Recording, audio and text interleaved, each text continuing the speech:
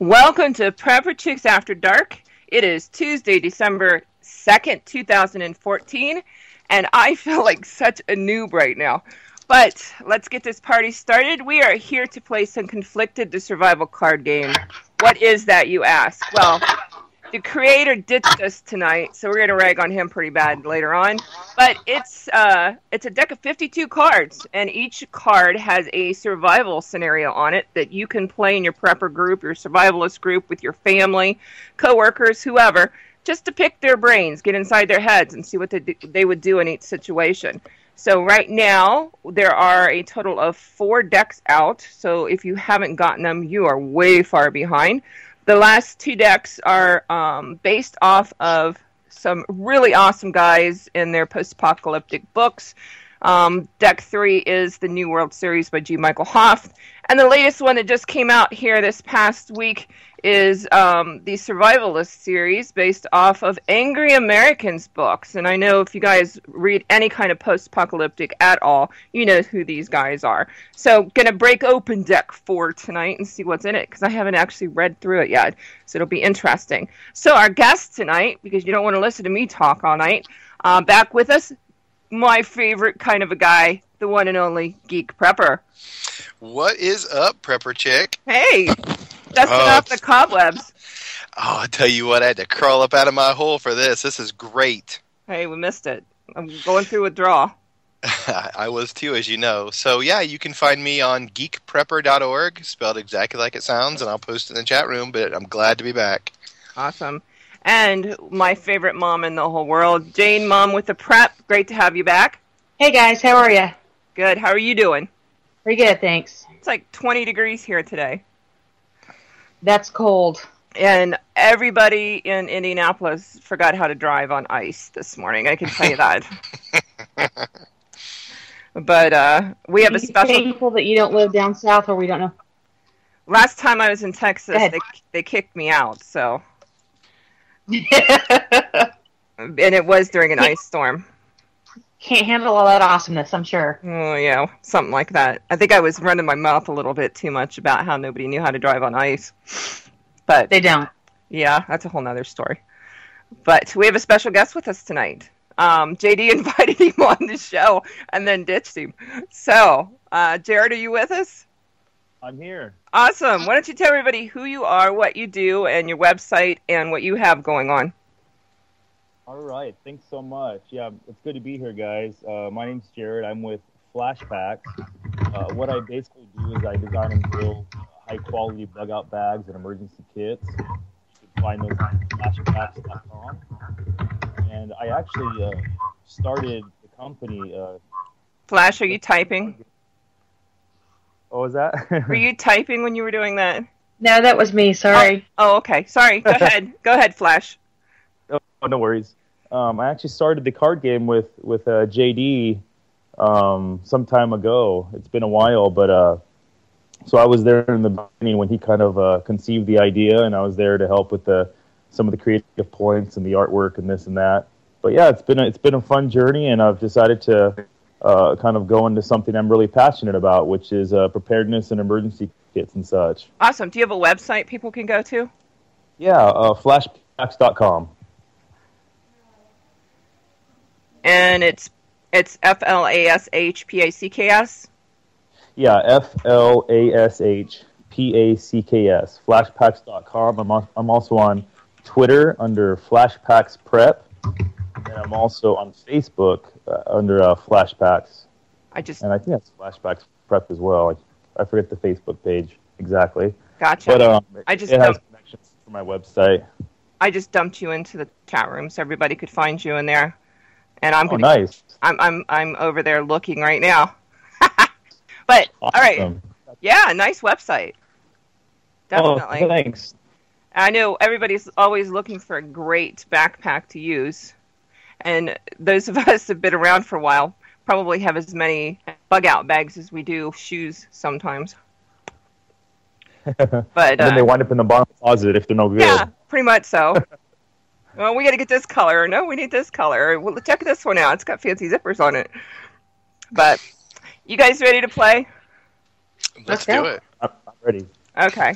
I am going to pick a card out of Angry American's new deck, the newest one out. So if you guys need a deck, go to survivalogics.com and pick one of. I'll pick one of each up. There's 4 of them out.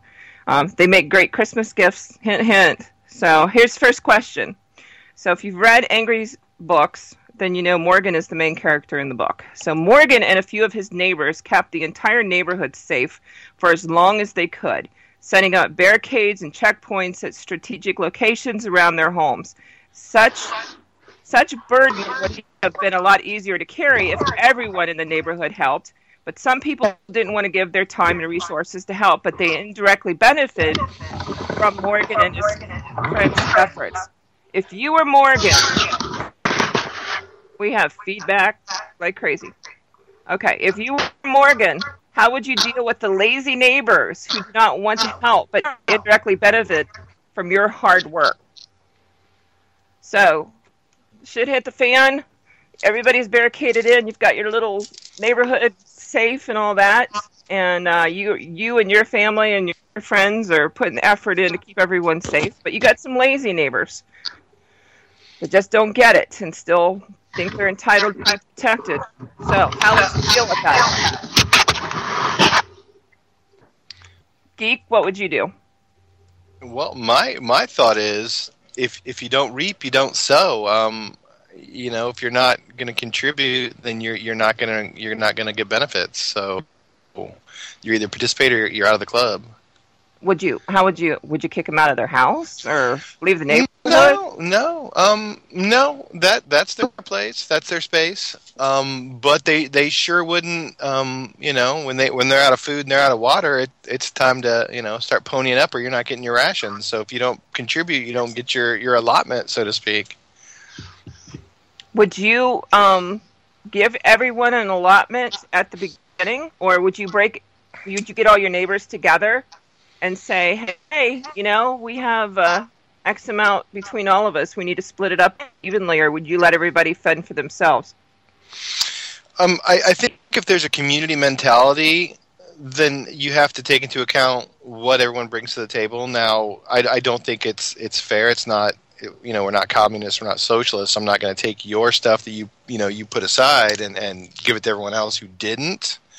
But I think there needs to be at least some measure of charity in all of our hearts. So, you can give a little bit to help those to kind of get a leg up, but I'm not going to carry them the whole way. You know what I mean? And I don't expect anyone else to either. Okay, Jane, would you answer differently?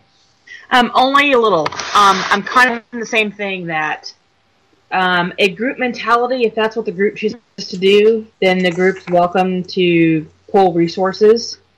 I would hope that we could be in an environment where community gardening, everything would work. But for the lazy folks, I'd also have to look at why they're being lazy, and if it's shock, if it's complete fear that their personality shuts down and can't cope. There needs to be a little support for that to try to pull them out. But once you get to the point that you realize the person is just lazy, super lazy, and they aren't going to help, they get cut off. But they still live in their home in the neighborhood. When you say cut off, that's their property. They can do whatever they want on their property. But there'll be no help coming from our family. So I think the basis of the question, though, was the benefit from being protected because you guys are putting the barricades up and stuff. I'd be doing that anyway, so I can't really... That's one of those things that we'd be doing that anyway. But direct help for food, water, medicine, that kind of stuff wouldn't happen. Okay. Is there any reason why you would reconsider that, do you think? How do you mean reconsider kicking them out? Or helping them? What if they had small children? If they were lazy adults, I could understand, but what if there were, say, they had 5 or 6 kids? Always small. You always do that to me. Why do you always do that to me? Because you're the mom. Because I'm the mom. Kids will always get taken care of, not so much the parents. So would you take the kids from them at any point? I would consider taking the kids or taking A lot of care to take care of the kids away from the parents. You could barbecue the parents, I guess, if you were. That would work. Granted situation, yeah, leg. That's good. Leg. Better stock up on ketchup and barbecue sauce. Barbecue leg. Barbecue Bob. I really do think, situationally it'll be different, but it would be one of those things where I would take a lot of care to make sure those kids were at my house a lot. Her neighbor Bob's probably thinking, what the hell? Okay, Jared, do you have a different kind of an answer? What do you think? I'm pretty much right on board with all the comments. I will say I'm actually the father of 4 young ones myself, so I completely understand the dynamic that children bring to the picture. That being said, like Jane was saying, you got to secure the neighborhood anyway, so you're going to be doing those checkpoints and that security walk every day and this and that. But if they become a thorn in your side, you just got to be kind of straight up with them and pretty forward and firm. If you forced someone to do something like that, could you even trust them to do it accurately? What force them to do what? To say man the checkpoints out front. Let's say there was a family, mom and dad and 4 kids, and dad and mom are lazy and they're not helping out, and they're just kind of doing their own thing, and it comes down to where everybody's pretty much getting pissed off at them, and you somehow get dad to force him out to the checkpoint to man it up. Would you even trust this person at that point? Absolutely not. There's no way that I'd trust that person. And this is a really good question because, man, you're really faced with that choice. It's almost like the inside of me is saying, you know what, maybe it would be best to kick these people out of their own house, which sounds crazy. But if they're going to start creating a security threat to, you and your family and your children and your wife and your husbands and everyone else, I mean, that might have to be considered. I don't know. I'd also consider whether or not that's necessarily the best job for them. But, that comes back to your point about mentality. Why are they acting like that? Maybe they're scared of firearms or something. Could there be something else they could pick up slack in? Yeah, I would find a different position than putting them in something that would not save my life, perhaps. And I think, assuming we've had all these conversations, these really straight up tough conversations with the mother and father, and let's say they're just blatantly being and purposely trying to treat us like we're the government and we're their food stamps, so to speak. Actually going to get to that point to where they might have to be forced to move on at that point. I don't know. I think you can find something for them to do somewhere that would help. But I think I would agree with, would you even trust these people? If you have to force someone to protect you, I'm not sure that they'd be the ones that I would want watching my back. No. Sorry. Okay, let's go on to question number 2 then. With the collapse of modern civilization, the masses had to start to take care of their own problems. If suddenly there were no laws or government, how do you think people would deal with today's misdemeanors, minor crimes such as property damage, theft, harassment, and fraud? So we're not talking major stuff here. We're talking the minors, where you would normally either, just call the police and they would fill out a report because they, a lot of times they don't do much more than that. So after the collapse, how do you think those things would be dealt with? John? I think you'd still see some form of lockup, if you will. I mean, now, drunk and disorderly, someone's walking around, with their corn squeezing, smashing windows and stuff. I mean, you've got to kind of take them out of the mix for a minute. So I think a lot of it would be done traditionally, like, lock them up for a while until they regain their, their composure, or, they stop doing what they're going to do.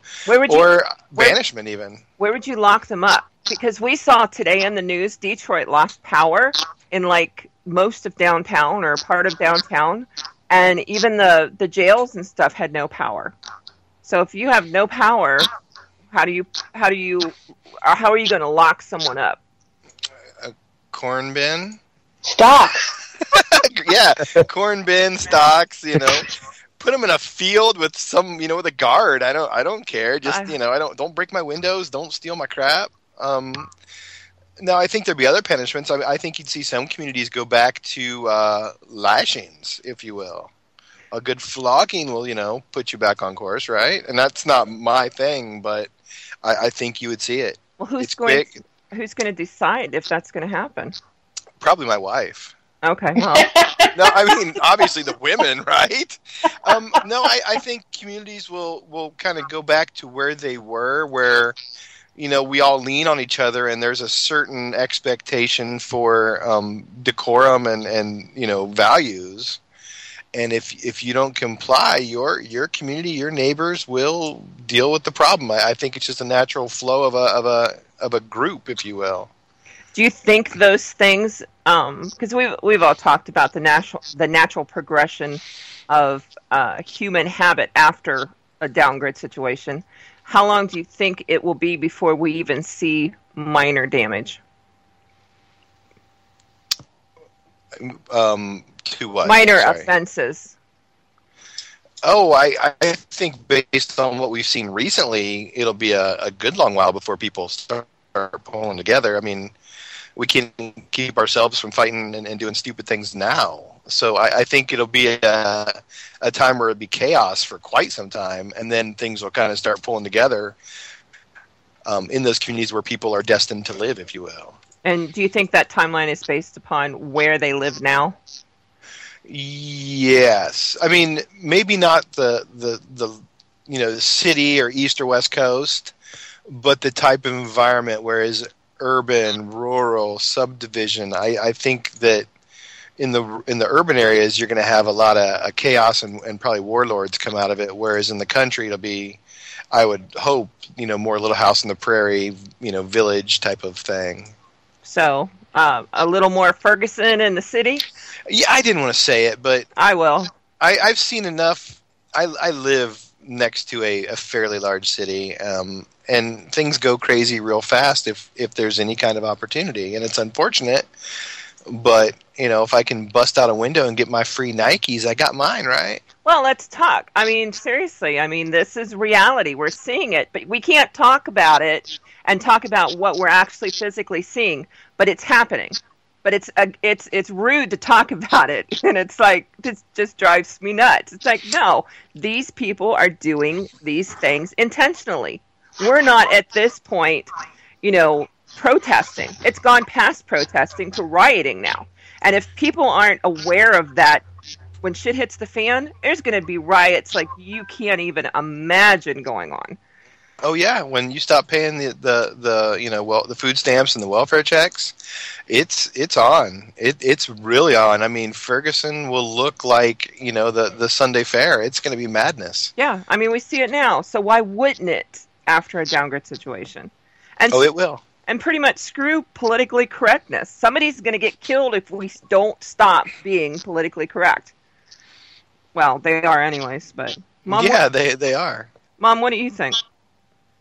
Well, back to the original question. I think that, like in Morgan's case, setting up stocks was their idea of finally coming up with some kind of punishment system that didn't require outright shooting, and still gave a sense of shame and kept people where they could deal with it without having to waste bodies guarding. But I think that especially in the beginning, even those minor offenses are going to become pretty major as people start pulling in on themselves to say, you just took some of my crap, and I'm just going to shoot you. I think it's going to be a lot of that. So minors will become majors, and I think it's going to be a lot of that, because you're not going to have the big major crimes that we're so used to. It's going to be a lot of smaller offenses that people are just so scared and so protective, trying just to survive on their own, that if you take my stuff, I'm going to shoot you. Yeah. Which reminds me, my husband built a set of stocks for VBS one year. We were seriously, yeah. That All right, could've been kid. Well, let me explain here. It was a Renaissance theme. So he's very talented like that, and he built this awesome set of stocks. So I'm going to have to go find the plans for that and put them up on the website so that way we can get ahead of the curve on this. No. Send them to me so we can build them and then put them. Yeah. Yeah, definitely. So, Jared, what do you think? I'm going to call you Flash, like Flash Gordon. Flash. Sounds good, yeah. I completely agree. I think a lot of these minor offenses are going to turn into big offenses, actually. And the reason I say that is because I think the thing that stops a lot of people right now from, let's say, shooting someone is kind of an extreme example, but I'll just say shooting someone on the front grass for stealing a bicycle or a lawnmower is because of the fear of the retaliation of the law, right? They know that if they shoot that man for taking the lawnmower off the grass, they can very well possibly go to jail, or prison, I should say. So with that whole dynamic taken out of it, I think there's going to be a lot more people that are very open to using a show of force on small things because they're going to have no fear of repercussion. Let me ask you this then. If we take the fear of the law out of it that we have nowadays and we revert back to the Wild West where we input the fear of, I don't know if that person owns a firearm in that house, but I'm going to try this anyways. Do you think that's going to play into it at all? Because we've seen in instances where cities have, in Georgia, where it's required that the citizens own a firearm, that crime has decreased. So do you think that... But you're talking... Certainly a factor in it, but I don't know. The cliche, desperate times call for desperate measures. People might not be in the right mind, which is already currently happening, but when people are starving or angry or afraid or what have you, they might do crazy things that you usually wouldn't expect that they would do. They might break into that house knowing that someone might be inside with a gun, and that's really part of the scary, dynamic of a post-apocalyptic, world is just all the unknowns that can happen. Yeah.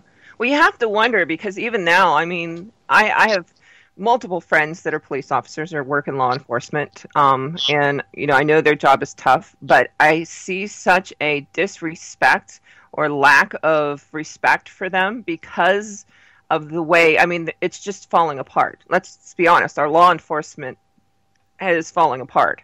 I mean, every day we see instances of, and it's being revealed more and more of it, how corrupt it is. And, shit hits the fan. I don't think people are going to be worried about where the police are at because they're going to be quite busy or they're going to be doing their own thing. So I have to wonder how much wondering who owns a firearm would play into this. But also, everybody's going to have their own firearms, too. So if I'm going to break into somebody's house, I'm loaded. So I'm going to feel a little more confident that I can outgun whoever's in the house. So then you've just got war over, a bicycle. Yeah, well, they said Black Friday gun sales went through the roof. Yeah. Now, if you can find ammo to go with that so you don't have to swing a bat, you might be in luck. Especially 22, right? Mm-hmm.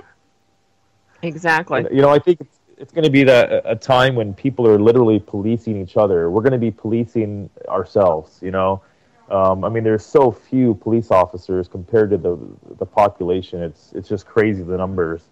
And, it's going to be a time of really the people that have integrity are going to, band together and try to make a better world. And the people that want to, go towards their dark side, so to speak, it's going to be an incredibly dark and scary time, even more so for those people. And you're not going to know who those people are until it's too late. Exactly. And that's why you have to take extreme caution with all of your interactions. I mean, you're not going to be walking around at all without a firearm, on your shoulder. There's no way. Did we lose you, Jared? I'm here. Okay, just checking. Yeah, I mean, really, those people that you thought had your back are going to, you have to really question that. And I don't care who they are. It could be a spouse, it could be a child, it could be anyone. The amount of pressure someone can handle versus somebody else are completely different. We can look at, modern day situations. I'm sure we've all experienced having friends in our lives, and for one reason or another, we kind of go our separate ways, sometimes in a bad way. Sometimes we have these friends that we find out, wow, we didn't know this about these people. We can't believe that they've done this, or they've said this, or they've acted this way. So if you could just look at those small things and think about those friendships that we lose, even in today's world, imagine that in a post-apocalyptic world, it's going to be 100 times that. Yeah. Well, here's the next question. What would you do if someone you were fighting and surviving alongside with decided to simply give up and leave you and everyone behind to go away on their own? What would you do? Not much you can do. Am I up for the question? Sayonara, sweetie. Yeah. I mean, how hard would it be for you to allow them to come back into your group after they just turned their back on you? This is an interesting question because that person might play a key role in your security. They might play a key role in your medical knowledge that you need to tap into. So, man, that's a tough one because you might not want that person to go. But you can't stop them. I mean, we all have free will. I mean, you can with duct tape and, handcuffs and stuff. But, I mean, now you're at that point where all you're going to do is waste more food on them. Lori, Right. Are you seriously going to turn away Daryl when he comes back after disappearing again? Honey, Daryl needs a bath. What about a haircut? You like the hair? Yep. I haven't, I will be honest, I have not watched any of this season's Walking Dead. Oh, snap. Oh man, you just I know. missed I heard. big episode. Yeah. Yeah, it freaked me out. I just lost all passion for it. So maybe in the future, we'll Just see because what he needs a happens. bath? No, personal No. reasons. But even without the whole girl thing, remember, take him into consideration. He's really necessary to the group. He takes off constantly. He does, but he has that personality. But they expect that from him because he doesn't really have ties. What if this person was your spouse? This is the Tough person call. that you married and you were planning on spending the rest of your life with, to protect each other, all of that. What if that's the person that couldn't take the pressure and just left? That'd be hard. I'm having a flashback of that book and movie, The Road. I don't know if you guys have seen that. Oh, man. That's one crucial. sick movie. That's It's one true. sick movie, but I don't know if you remember in the beginning, close to the beginning, his wife essentially walks out on him and leaves him and his young son inside the house, and she literally walks into like a wall of flames almost, and fire and ember, and basically leaves her husband, and he's sitting there, begging her to stay, but she can't take it anymore, and she's so depressed she has to leave. You just got to let him go. Yeah. And it's going to suck. And it's going to be hard. But the tough survive, right? Amen. All right, next question. I've got one if you want it. Go for it. All right. Weeks after the collapse of society, one man in your survivalist group accused another of murder. The accused denied everything. The scene where the murder supposedly took place is far away. You couldn't really verify the facts without risking someone's life. It comes down to one man's word against another. If it were up to you to decide if the man is guilty or innocent, what questions would you ask and how would you make up your mind? All right, give us the high points one more time. All right, basically, you've got two people in your group, one accused another of murder. You can't prove it, they can't prove it, because where it took place, you can't get to because it'll just put everybody at risk. Okay. So you've basically got two people's word against each other, and you have to decide who you're going to believe and what are you going to try to do to figure it out. I think the first question would be, who did they kill and did I really like them? Did it really matter? Amen, sister.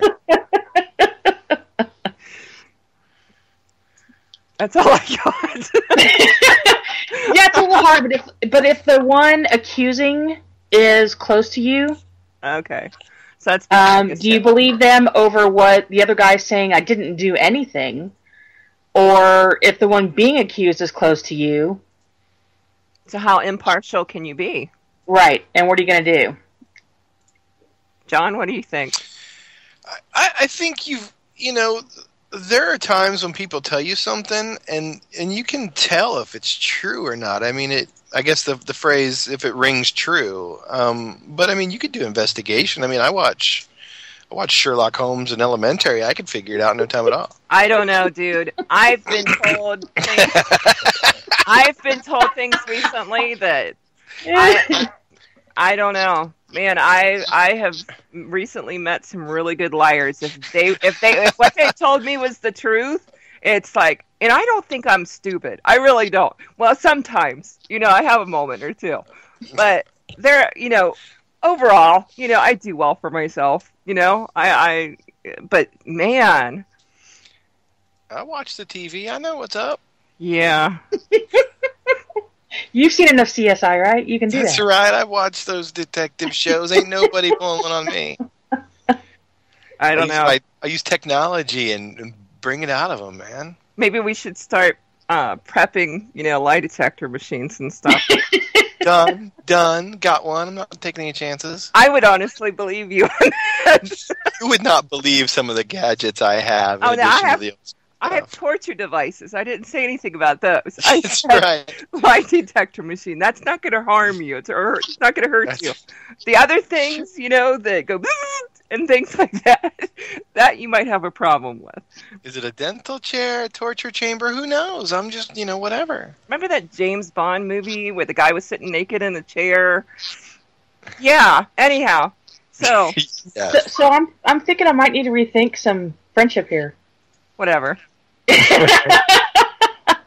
You would be so lucky to have us. There's going to be people that do the hard things after the apocalypse, and no one wants to admit it. But yeah, just throw me the kids. I have ketchup. He has barbecue sauce. Enough said.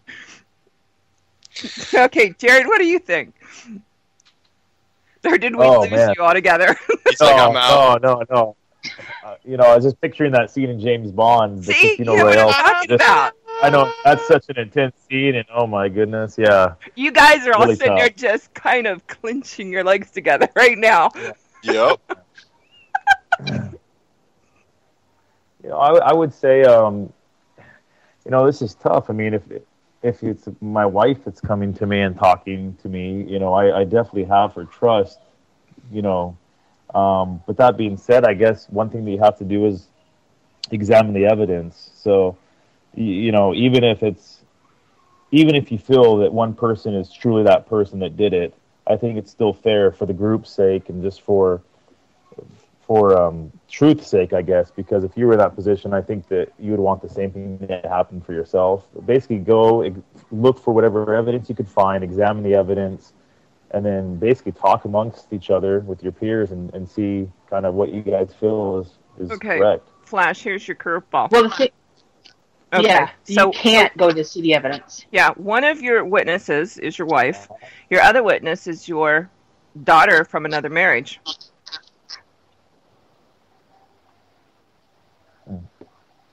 Because we've assumed so far that one person is close to us and the other one isn't. What happens if one person is your spouse and the other person is a child from another marriage? Oh, man. Now this is tough. Now I'm thinking, okay, do I really know my new wife as well as I thought I did? I honestly, my philosophy is you don't know anybody till you divorce them. So I would trust probably an ex-husband before I would my real spouse at this point. Yeah.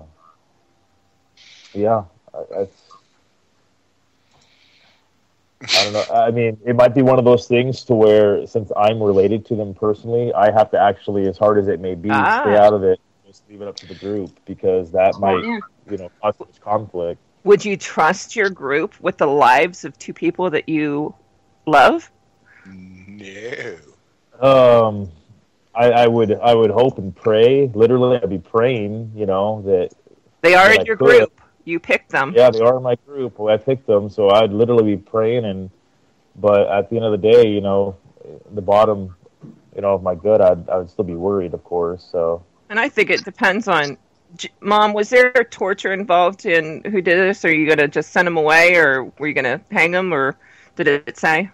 No, that was just the issue was you just didn't have the opportunity to see any evidence whatsoever. Gotcha.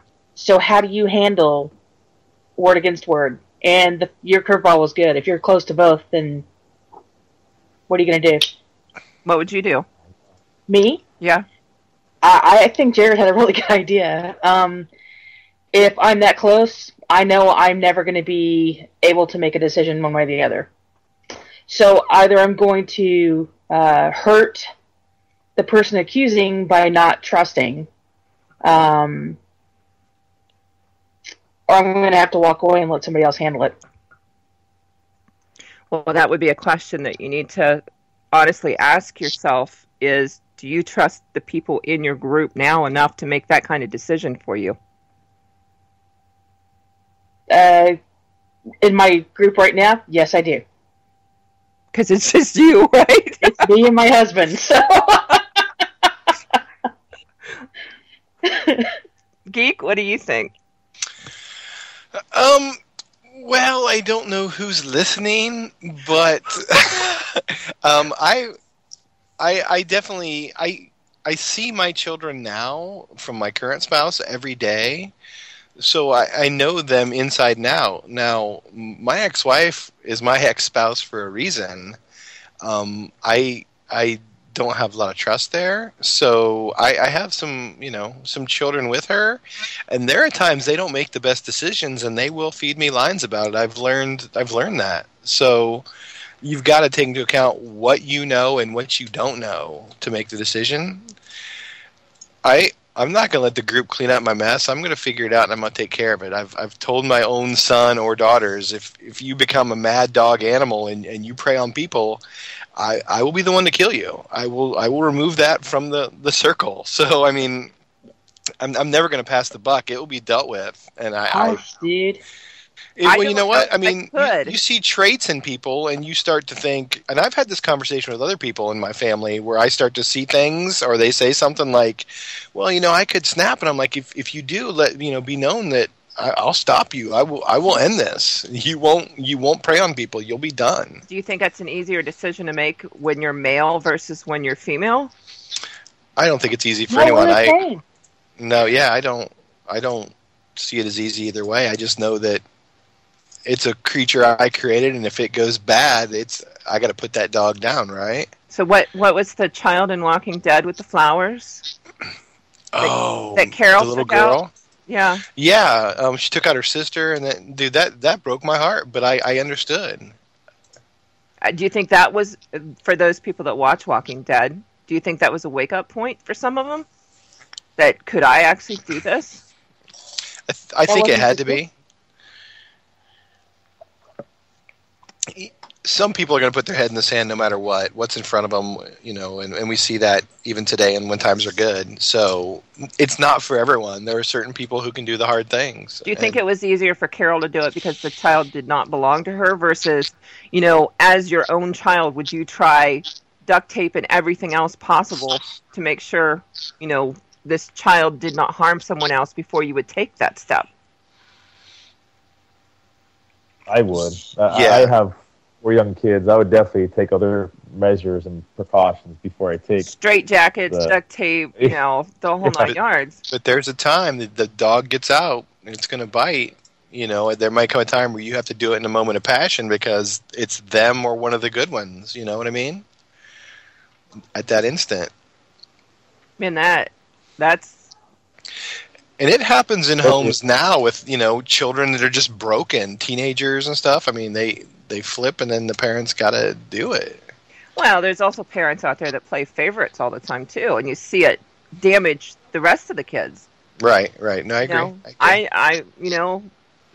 I see it all the time in one family in particular I can think of. The mom has her favorite boy out of the 3, and she makes it quite clear, and it does hurt the rest of them, whether they know it or not.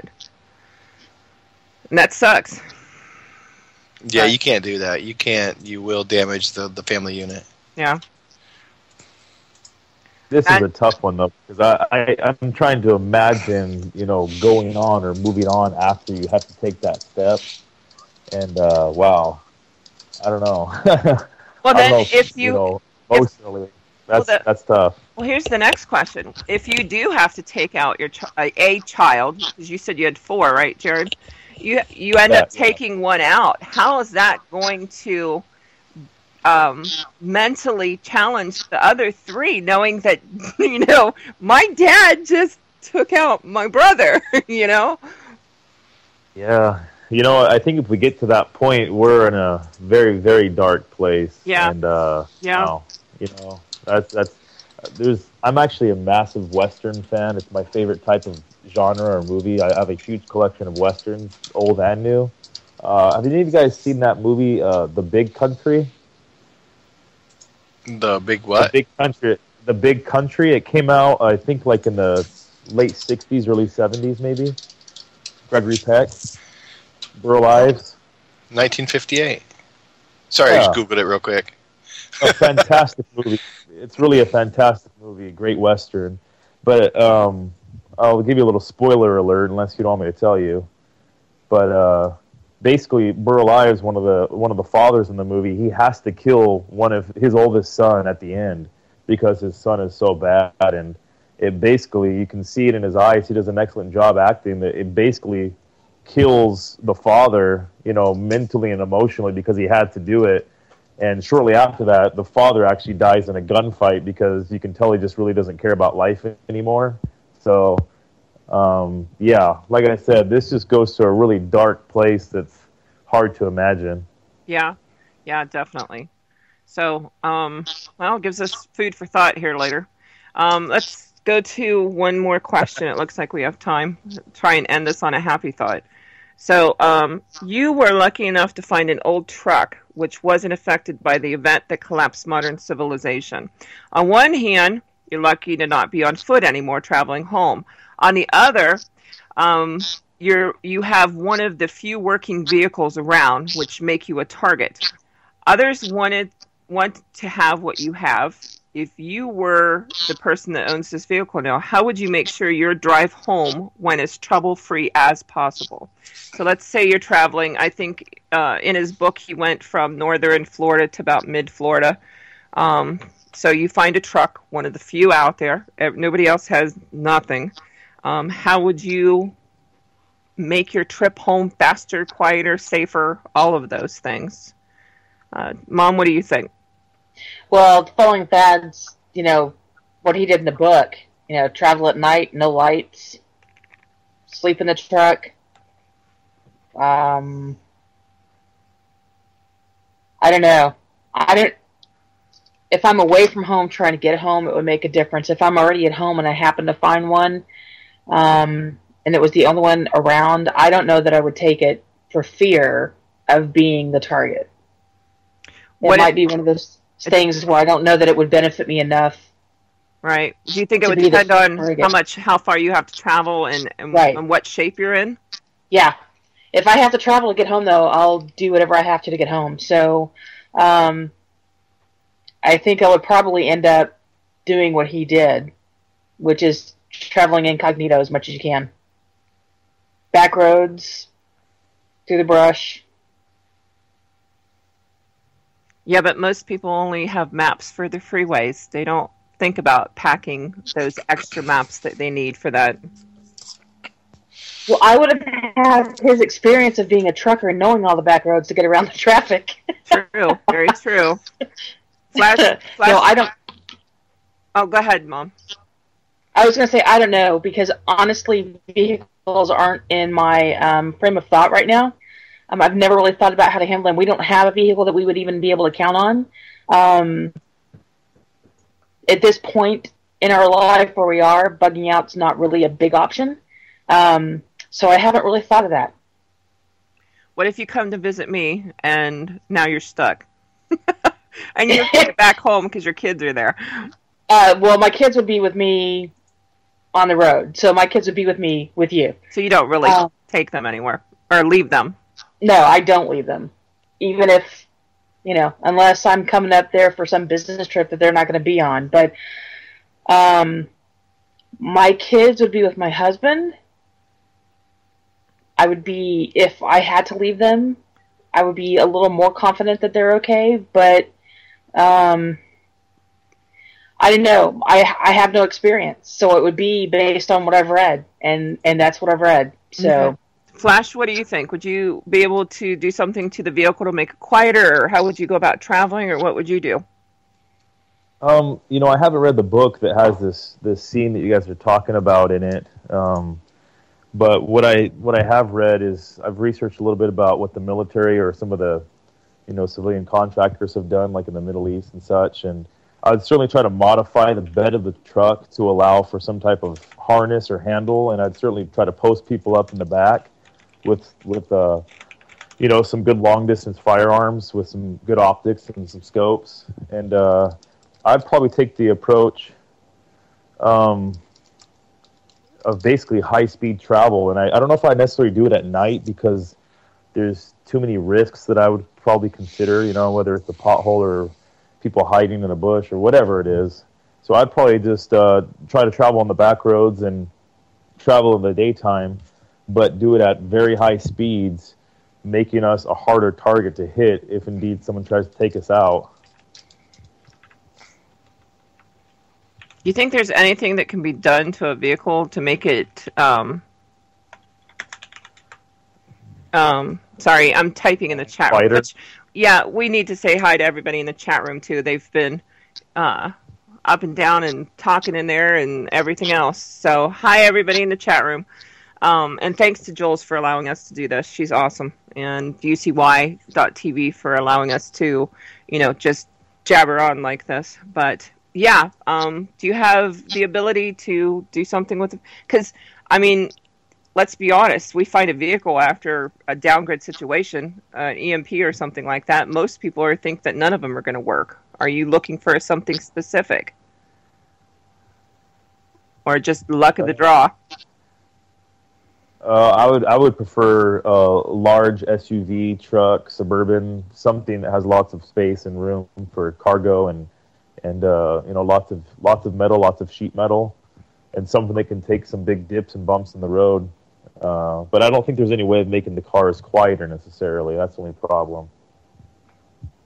Yeah. But that's going to need a lot of gas. Are you going to be able to find fuel for a vehicle that size?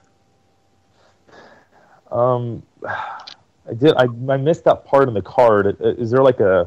Is there any specific amount of mileage that you're supposed to be driving to get to your destination, or? No, I think he was just going across to most of Florida, vertically. Yeah. From like Jacksonville down to Orlando area. Okay, well that kind of changes things a little bit for me. I was thinking that it was kind of a shorter distance. So. Oh no, we can't make that easy. Yeah. No, I would certainly travel at lower speeds. But have people maybe in the back of the bed of the truck with some optics, you know, scanning ahead.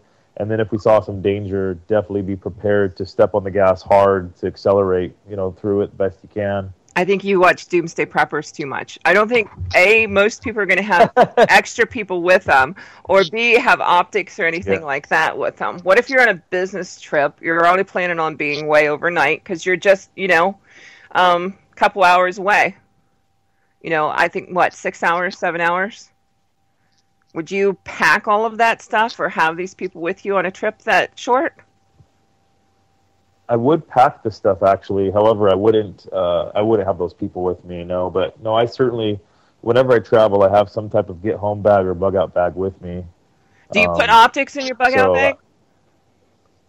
You know, I don't. Well, I shouldn't say I don't. I don't put them in the ones that I build and sell because I leave that up to the discretion of the person to customize that themselves.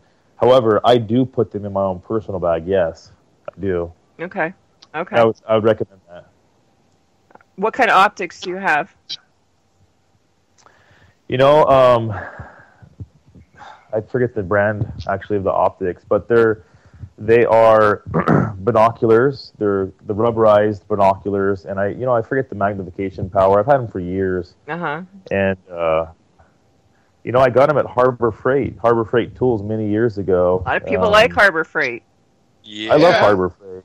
I love Harbor Freight, but they've stood the test of time, and they've been rugged, and they've worked really well. So I've just stuck with them. Yeah. Okay, Mom, what do you think? Or no, sorry, Yeah. Geek. You tell me. Yeah. Are we talking about truck or optics? I can do both. Both. Okay. Yeah, I'm gonna take the truck. I don't give a rat's butt how loud it is. If I'm getting home, I'll try to make it quiet.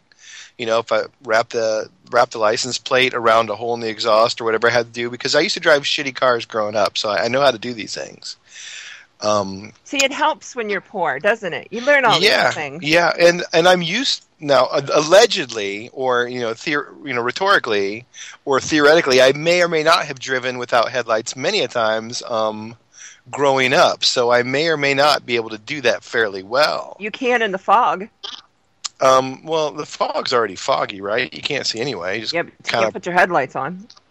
No, so you just drive in the dark. Exactly. Right? And just, use the force or whatever it is you have going for you. Wait, we are not advising people to try this at home. This is our disclaimer. No. If the shit hits the fan and you drive without lights, you're on your own. But yeah, if I need to get home, that's priority one. I'm getting home. So if there's a truck or a car and it's noisy or not noisy or whatnot, I'm taking it. I will sleep in that sucker. If you want to steal it that bad, you're going to kill me, then fine, take it. I'll get a bike. I'll ride a deer or a cougar. Okay, I'm calling your bluff on that one. Yeah, okay, maybe not a cougar. But I will ride a bike. I'll get my chubby butt up on a bike and ride it. But I do carry optics with me. I have some really nice, not expensive. Nice and expensive are not the same thing. But they're waterproofed, rubberized binoculars because I drop things, and I've ruined like 3 or 4 pairs of binoculars in ponds and rivers because I either fell in or dropped them. So waterproof. So yeah, but I'm all about scouting ahead of me. I was never in the military, but I've taken some courses, and I was a Cub Scout, so I've got some skills. I was a Webelos Cub Scout, which makes me. You can light a fire in 3 different ways without using. Right. It's if I was in the military, it'd translate to a general, right? I'm a Webelos Scout, probably like a Navy SEAL, right? I was a brownie. That should give me some survival skills. Definitely, it does. I mean, you could definitely knock on doors and move some cookies if you need to. I can crochet an earthworm for you, for a bookmark. So. There you go. We sell them on Etsy or barter them at the flea market. You got to do what you got to do. So no, take the truck, go home. As long as you can hang on to it, knock yourself out and do it. Do you think a defensive driving course would come in handy right now? See, I grew up in the country. I grew up so far out in the country that when I was driving before I had my driver's license, but that's a whole other story. But you learn to drive really fast when you live in the country because you're allowed out of the house for 2 hours, and it took you at least an hour to get to town. So that means all you did was drive to town and come back, unless you could cut that time down. And if you go 120, that cuts the trip in half exactly. Wait, Mom, if you're listening, I'm joking. I wouldn't be. And it helps when a cousin is like the sheriff. Oh, God, that'd be sweet. And you can see who can get from one side of the county to the other the fastest, No, but there are some really good defensive driving classes out there for stuff like this. So like bodyguard courses, or even protection courses that do go into this very deeply. Yeah. And I have taken some courses at those facilities, but not the driving portion. But I've taken some pretty good courses, and I have seen some of the stuff, and I do recommend it if that's something you think you're going to face or could potentially face, do it. Yeah, I love to drive to begin with, so driving like an idiot in something like that, I would have fun with. Second nature, right? You all shotgun. I've got it. Don't you worry. That's right. I got this. Yeah, we're down to, and I'll screw this one up too, but we're down to like 4 minutes, I think. So why don't you guys reintroduce yourselves, where you're from, what your website is, what you do, and all that loveliness. So Flash, why don't you start off? Trying to get off there. There I am. Okay. Yeah, I just wanted to say thank you guys for letting me come on the show It's our tonight. pleasure. It's been fun. It's been a pleasure. Yeah. And, you've given me some good stuff to think about. Yeah, my you told website us is... you're gonna wait. You told us you're gonna give dirt on JD too. Well, what do you want to know? I don't know the worst dirt that you have on him. Oh, I don't know The about worst that. dirt that I have on him. I can't do that without him on the show, so Okay, then you're gonna have to come back. We'll save that. I'll come back. Okay. I will say we were laughing tonight. I will say this: we were laughing tonight because I don't know if you know, but he's a really big guy. I mean, he's over 6 foot, well over 6 foot, just huge shoulders, just a huge guy. I get to take it. And we were talking about the packs that I'm selling and making on the site, and we were talking the Commander would definitely be the one that he would have to choose just to fit his frame, which is the largest pack that we build on the site.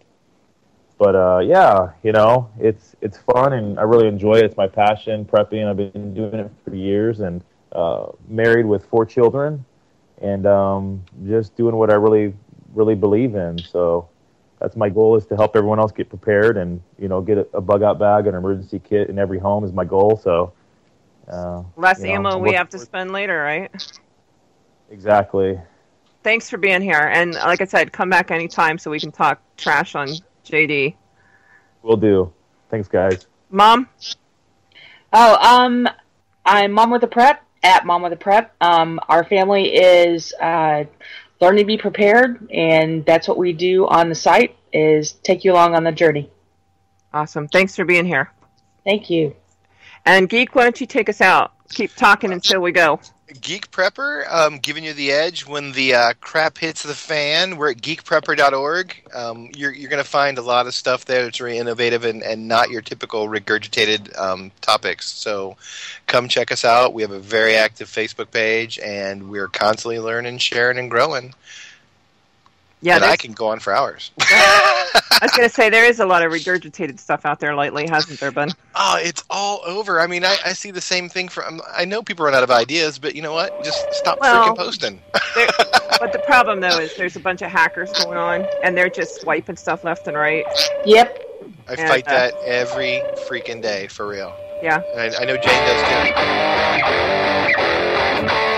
too.